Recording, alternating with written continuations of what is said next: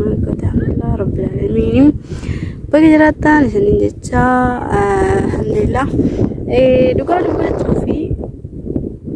Ormiya keessa gidee takka roobaa gidee takka insama gidee takka roobaa gidee takka insama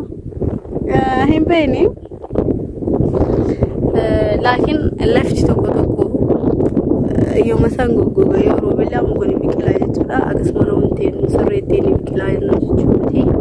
laayinni lafti baay'ee gadi qabee roobu maaliif akka ta'e jechuudha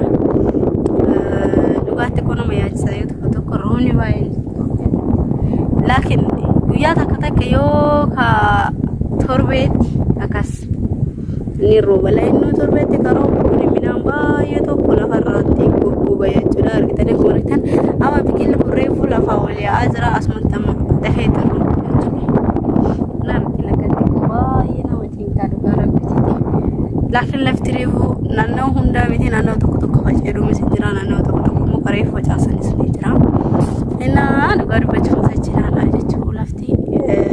reefu magariisa reefu namni midhaan lafa ol faca'ee reefu biqilaa jira jechuudha dhugaa baay'ee nama yaachisaa ta'e laayinni roobni amma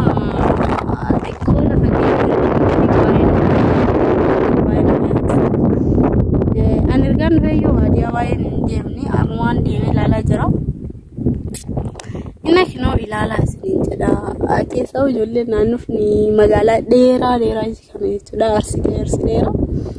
isa kana baay'ee roobni jiru hirrooba garuu miti roob kana lafange warga roobnaatti gadi yennu miti lafa ga'e roobe laakiin sunayyuu waan torbeetti akkas karu baay'ina yaasaan hundumaafuu du'aa godhaadaa isinis bakkuma jirtanii gaa'annu miskiiniin kennamuu qabu akkana malee jechuudha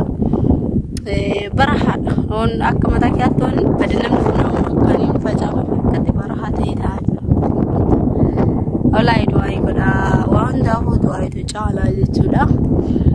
innaa kanaafuu jajjabaadhaa isinis du'aayiin nama